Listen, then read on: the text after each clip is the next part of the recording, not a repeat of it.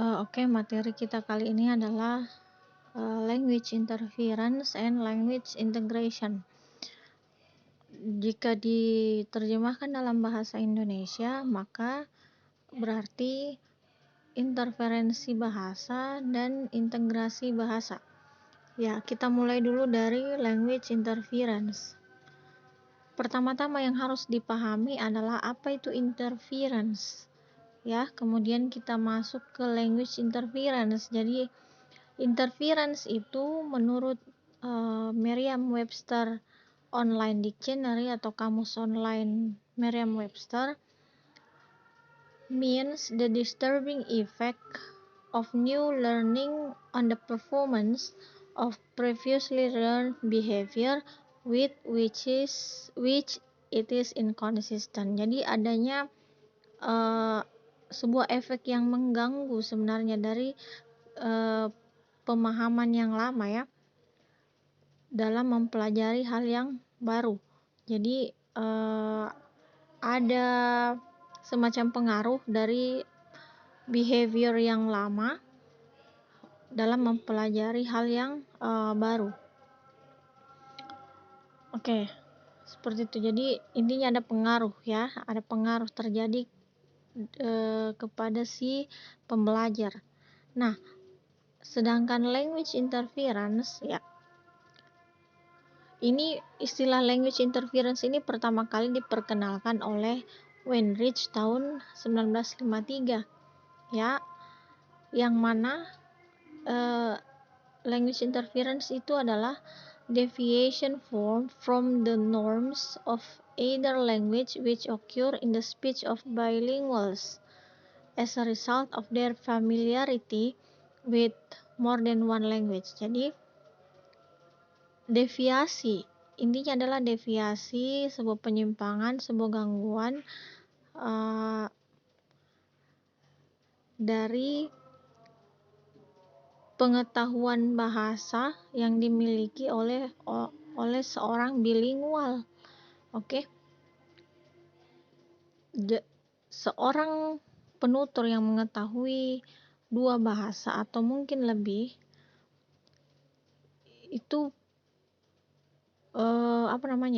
pasti memiliki kecenderungan untuk saling mengganggu dalam ketika mereka mempelajari bahasa yang baru ya, seperti itu, karena adanya kebiasaannya dalam dan pengetahuannya di dalam bahasa yang lama. Oke. Sedangkan menurut Haier dan Agustina, language interference occurs when there is a language contact with another language system. Jadi adanya kontak bahasa antara satu sistem bahasa dengan bahasa yang lain. Okay, bilingual speaker tends to use more than one language in his or her speaks. Jadi kalau seorang bilingual itu menggunakan dua bahasa, ya intinya lebih dari satu bahasa, maka bisa jadi interference itu terjadi karena pengetahuannya terhadap bahasa yang satu bisa jadi mempengaruhi tuturannya atau performance-nya dia dalam menuturkan bahasa yang berbeda ya, seperti itu. Nah, jadi jika bilingual itu pasti mengetahui namanya saja bilingual ya, dua bahasa. Jadi mengetahui dua bahasa yang mana bahasa pertamanya itu bisa juga disebut dengan bahasa ibu, mother tongue, atau first language, bisa juga native language-nya, seperti itu. Dan bahasa keduanya atau second language. Ya, misalnya saya berikan contoh. Misalnya bahasa ibu kita adalah bahasa Indonesia. Ya, bahasa ibu itu adalah bahasa yang pertama kali kita ketahui, bahasa yang pertama kali kita pelajari. Berarti itu adalah bahasa ibu, mother tongue. Nah, kemudian kita mau belajar bahasa Inggris. Nah, interferensi yang bisa terjadi, misalnya saya berikan contoh real ketika kita menerjemahkan sebuah frase. Misalnya kita mau bilang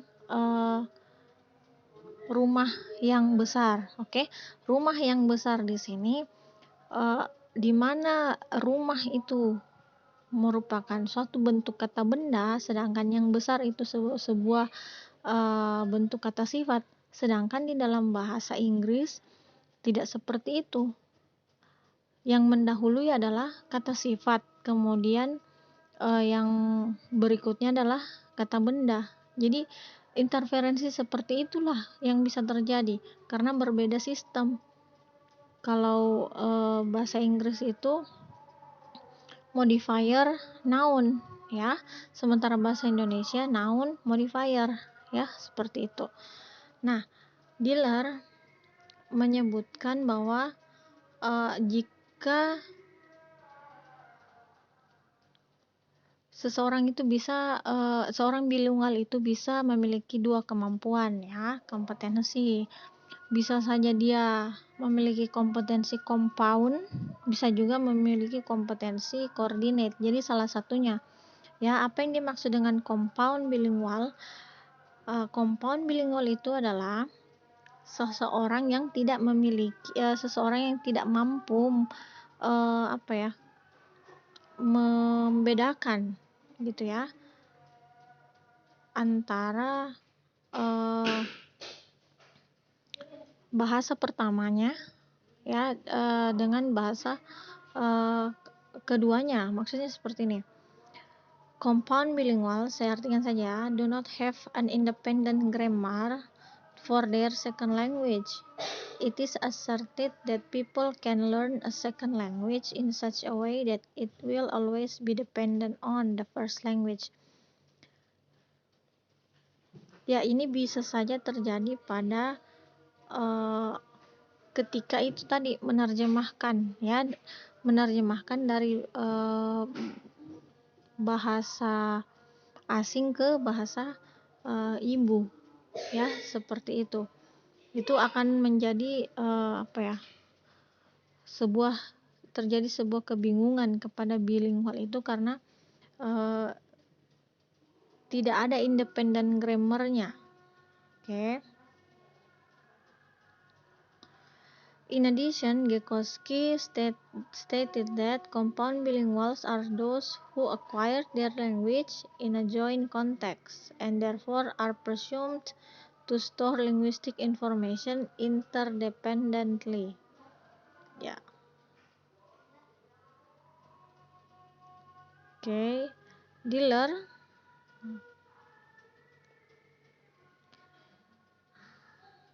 Diller gave an example. It would be the case of the student who is taught an English equivalent for every French word. Jadi ini terjadi pada kasus siswa yang belajar bahasa asing. Ya, memang kalau di mana mempelajari sebuah bahasa itu berarti mempelajari sebuah sistem yang baru, yang kemungkinan besar berbeda dengan sistem bahasa yang telah diketahui sebelumnya. The student's conversation might become indistinguishable, from that of a native Frenchman. He originally would still translate into English every time he heard French. Jadi setiap bahasa yang didengar, bahasa asing yang didengar selalu akan diterjemahkan. Nah, permasalahannya bahasa asing itu terkadang tidak bisa diterjemahkan word by word, ya, harus melihat secara keseluruhan konteksnya, apakah itu dalam bentuk sintaktiknya, ya, konteks yang ada di dalam wacana itu, atau melihat ke luar, ya, dunia nyata, seperti itu, ya. Permasalahan ini salah satu contoh yang diungkapkan, ya. Nah, itu untuk yang compound masih bingung dalam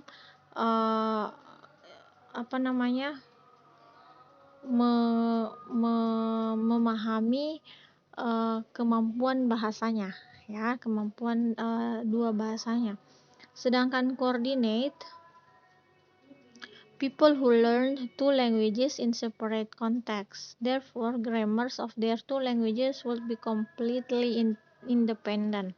Jadi kalau yang coordinate ini orang-orang yang sudah menguasai, sudah menguasai kemampuannya pada bahasa yang satu dan bahasa yang lain, seperti itu.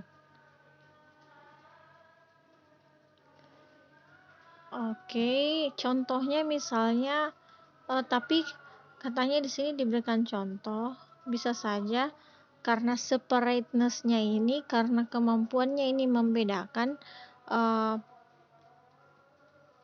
mungkin saja terjadi kesulitan dalam translating, ya seperti itu, mentranslate, karena terkadang kita juga harus melihat konteks, ya seperti itu.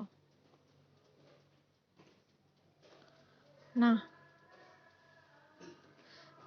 interferensi itu bisa terjadi karena adanya deviasi, penyimpangan yang terjadi secara sistemik, yang terjadi secara yang terstruktur, yang ada di dalam linguistic items, linguistic levels, ya. Misalnya dalam hal fonologinya, oke. Nah, dalam hal fonologinya misalnya kita ambil contoh yang di Indonesia, ya, penutur yang orang Jawa ini, oke. Mereka itu punya kecenderungan untuk menyebutkan nasal voice itu, nasal voice, ya, yang eng itu dengan en dan eng itu di depan konsonan B, D, dan G, ya. J juga, ya, misalnya kata Bandung, ya, bayar, ya, seperti itu. Depok, ya. Ini orang-orang Jawa, ya, penutur dari Jawa. Kemudian, nah, untuk orang Indonesia secara umum ketika belajar huruf yang memiliki aspirasi, ya, yang ditekan, aspirasi itu misalnya untuk nama Peter, Patrol, and Pace itu mereka tidak menyebutkan aspirasinya, padahal seharusnya disebutkan Peter, seperti itu, Patrol, and Pace. Jadi begitu, ya, itu kalau aspirasi, bunyi aspirasi. Nah, itu terjadi pada level fonologi, karena dalam bahasa itu ada level fonologi, morfologi, dan level sintaksis. Nah, ketiga level ini menurut Khair, ya, bisa terjadi interferensi atau penyimpangan. Ya, yang kedua kita masuk ke morphological level. Nah, morphological level ini, ya, terjadi pada proses afiksasi, ya, atau pengimbuhan. Misalnya kata ketabrak, kejebak, kekecilan, kemahalan itu sebenarnya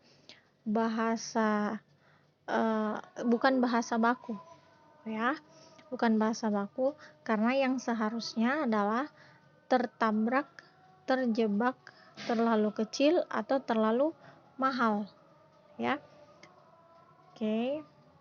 Kemudian adanya sufiks wi dan ni pada bahasa Arab untuk membentuk kata sifat, juga digunakan pada manusiawi, surgawi, bahasawi, dan gerejani, ya, seperti itu. Jadi kalau fonologi interferensinya pada bunyi, ya. Kalau morfologi intervensinya di afiksasi. Kemudian pada level sintaksis, syntactical level.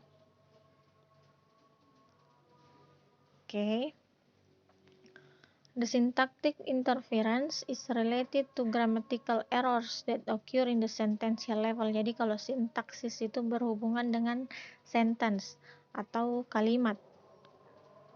Nah, misalnya ada kalimat ini diperoleh dari Djoko Kunchono ya di bukunya Hair. Di sini toko laris yang mahal sendiri. Di sini toko laris yang mahal sendiri. Ini sebenarnya diperoleh dari struktur kalimat bahasa Jawa. Nengkene toko laris sing larang dewe. Nah, itu. Jadi kalau di sini nengkene toko laris itu namanya yang mahal sendiri. Mahal itu larang ya, sendiri itu dewe. Oke. Padahal seharusnya struktur kalimat yang tepat adalah toko laris adalah toko yang paling mahal di sini. Jadi itu adanya interferensi dalam bahasa Indonesia, kita ambil contoh ya di bahasa Indonesia itu karena dipengaruhi oleh struktur bahasa lokal ya, itu mempengaruhi akhirnya bahasa Indonesianya oleh penutur ini. Kemudian berikutnya, makanan itu telah dimakan oleh saya. Ini juga dipengaruhi oleh struktur kalimat bahasa Sunda. Makanan teh atos dituang ku abdi. Ya.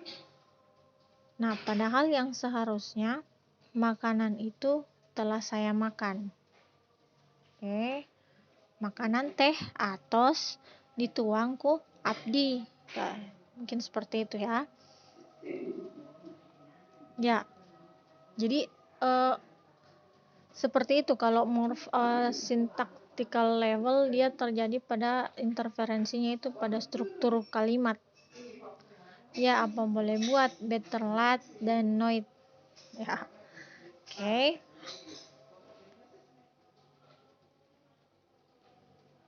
Ya, yang contoh terakhir ini lebih juga bisa code mixing ya, code mixing and code switching. Tapi bedanya kalau interferensi itu dia merusak tatanan bahasa, sedangkan kalau code mixing dengan code switching itu tidak ya, belum tentu gitu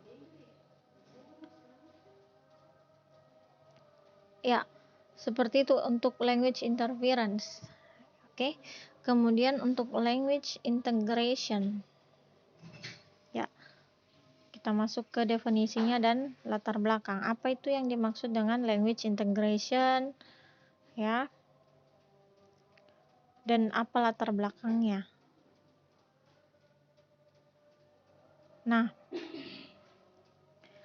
Bhatia Infirmansyah has defined that language integration is the process of bringing structural element from old language to a new one. Oke, jadi integrasi ya. Integrasi bahasa itu sebenarnya adalah sebuah proses membawa struktur elemen bahasa ke satu bahasa ke bahasa yang lain. Ya, seperti itu. If certain, ini menurut Weinreich, if certain language elements are inferred and repeated continuously because of particular factors, it is considered as language integration. Ya, katanya kalau satu elemen bahasa itu berinterferensi dan dilakukan memang salah, tapi kata tersebut atau kalimat tersebut diucapkan secara terus-menerus bahkan sampai ke pewarisan bahasa karena mungkin satu faktor dan lain hal ya, maka itu dianggap sebagai sebuah proses integrasi bahasa. Jadi sebenarnya awalnya interferensi, tapi karena terus-menerus dilakukan, terus-menerus sampai kepada pewarisan bahasa dari satu generasi ke generasi yang lain, maka itu termasuk proses dari integrasi bahasa. Integration is the result of the process of prolonged inference. Nah, itu tadi proses dari inferensi yang berkepanjangan. At first, linguistic elements are borrowed from certain language and those are used for a long time. Ya, awalnya cuma dipinjam, tapi karena lama kelamaan dipakai, makanya dimiliki. Ya, seperti itu. Itu yang dimaksud dengan integrasi bahasa. When those borrowed words are learned and speaker get used to, the process of integration occurs, ya, sama ya. Nah, di sini kemudian disebutkan 3 faktor yang mendasari terjadinya integrasi bahasa, ya. Ini berdasarkan penelitian yang dilakukan oleh Soliha. Yang pertama adalah kesamaan antara 2 karakteristik sistem bahasa. Jadi mungkin ada karakteristik yang sama antara satu bahasa dengan bahasa yang lain sehingga bisa terjadi integrasi. Kemudian the importance of the linguistic items, keurgensian kata tersebut untuk digunakan, ya. Meskipun dari bahasa asing, tapi kata tersebut urgen, penting, maka bisa juga terjadi integrasi. Kemudian speaker attitude toward the new language. Ya, jadi sikap bahasa yang dimiliki oleh penutur. Maksudnya jika seorang penutur memiliki sikap yang bangga akan bahasanya, setia menggunakan bahasanya, maka proses integrasi itu kemungkinan untuk terjadi itu rendah. Tapi kalau justru kebanggaan berbahasa atau kesetiaan dalam menggunakan bahasa itu menurun, maka proses integrasi itu bisa terjadi. Ya, semuanya itu tergantung dari speaker attitude. Nah, kemudian diberikan forms of integration. Jadi bentuk integrasi bahasa itu seperti apa? Ya, yang pertama audial. Ya, apa yang dimaksud dengan audial? Bentuk yang pertama itu melalui persepsi pendengar. Ya, dalam hal ini karena namanya audial, ya audio berarti dari pendengarannya. Oke, dari apa yang dia dengar. Kemudian visual. Visual itu adalah sebuah tipe, ya, yang dimaksud di sini tipenya adalah dari bentuk tulisannya. Ya, namanya visual itu kan kita melihat yang dilihat di sini dimaksud adalah bentuk tulisannya, ya. Dari bahasa asing itu kemudian diubah ke dalam linguistic system bahasa penerima, ya. Ini contohnya, ya. Ini yang audial. Oke. Misalnya kata ini dari pendengaran, ya. Hearer's perception, zursak menjadi sirsak, domkrak menjadi dongkrak, after uit atret, ya. Saya tidak juga ini bagaimana, ya. Safir, ya. Sopir, ya. Jika ada yang lebih mengerti, ya tolong diperbaiki secara mandiri, ya. Kemudian ini menurut visual, ya. Bentuk visualnya blau, association, asosiasi, standard, hierarki, ya. Ini kurang lebih sama, ya, tulisannya, ya.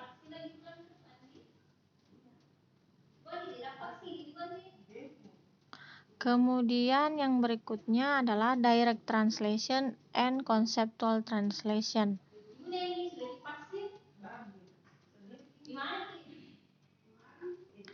Ya, direct translation, ya, ini this process needs equal meaning between foreign language and its recipient. Ya, jadi karena dia namanya direct, langsung ya, jadi langsung saja diterjemahkan sesuai dengan sistem bahasa asingnya. Kalau conceptual translation, the concept of the foreign words need to be matched with the recipient language.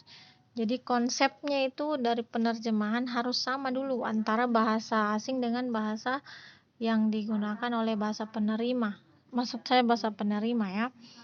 Oke, contohnya misalnya kalau direct translation, airport, bandara, semen working, kerjasama, joint venture, usaha patungan, balance budget, anggaran berimbang. Jadi ini langsung saja ya, tanpa ada apa-apa, langsung dilihat saja tulisan bahasa Inggrisnya, kemudian diterjemahkan. Bahasa asing ya, kalau di sini contohnya bahasa Inggris semua. Nah, kemudian conceptual translation medication ya, ini kan di konsep medication itu ternyata kalau di bahasa Indonesia dia itu pengobatan, network jaringan, brother-in-law saudara ipar laki-laki, kemudian backgrounding post mata anggaran. Ya, langsung saja menurut Solihah ada 4 itu ya, audio, visual, direct translation dengan conceptual translation. Oke. Ya, jadi interferensi, kesimpulannya adalah interferensi dan integrasi. Interferensi itu adalah sebuah penyimpangan, deviasi. Ini menurut ahlinya ya, Weinreich tadi menyebutkan dari norma-norma atau kaidah bahasa asing yang digunakan sistem yang dipelajari jika seseorang itu sudah mengetahui sistem bahasa yang lain. Jadi confusing ya, bisa jadi orang itu kalau tidak bisa tidak memiliki kompetensi yang coordinate, maka bisa terjadi confusion ya. Oke, jadi itu kalau interferensi. Kemudian integrasi sebenarnya adalah proses dari interferensi yang terus-menerus terjadi. Oke, sehingga bahasa itu yang awalnya dipinjam kemudian diserap ya ke dalam bahasa sendiri dan dimiliki. Oke. Ya, itu tadi materinya. Oke. Ya, lebih dan kurangnya silahkan ditanyakan, kita buat forum. Thank you very much for your attention. Wassalamualaikum warahmatullahi wabarakatuh.